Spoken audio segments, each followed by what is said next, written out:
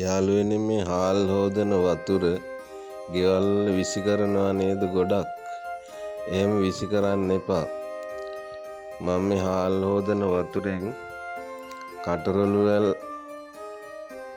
මල් වැල් දෙකක් ගොඩ ගත්තා. මැරෙන්නෙම ගියේ කටරොළු වැල් දෙකක් ගොඩ ගත්තා.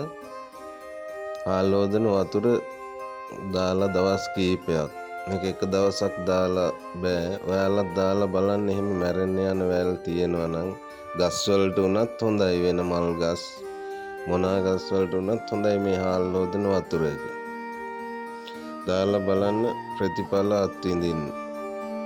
හොඳට මල් පිපෙනවා, ගහ ප්‍රබෝධමත් වෙලා නැවත කොළ පාට තත්ත්වයට ඇවිල්ලා හොඳට තියෙනවා. මොකද මේ වතුර ගොඩක් ගෙවල් විසි කරනවා. විසි කරන්නේ නැතුව මේක දාලා බලන්නකෝ. අත්හදා බලන්න. මම නම් දිගටම මේ වතුර දානවා මල් පැලවලට. තවත් මලානි කියලා තියෙනවා නම් ගස්, ඒ ගස් වලට ඔක්කොටම දානවා. හැබැයි ගස් ප්‍රබෝධමත් වෙලා එනවා, ගස් වැල් දෙකම. 아무තෙන් වියදම් කරන්න දෙයක් නැහැ.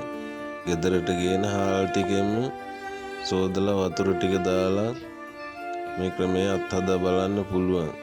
කෘත්‍රිම පොහොර වලට වැඩිය. එහෙනම් ජය වේවා.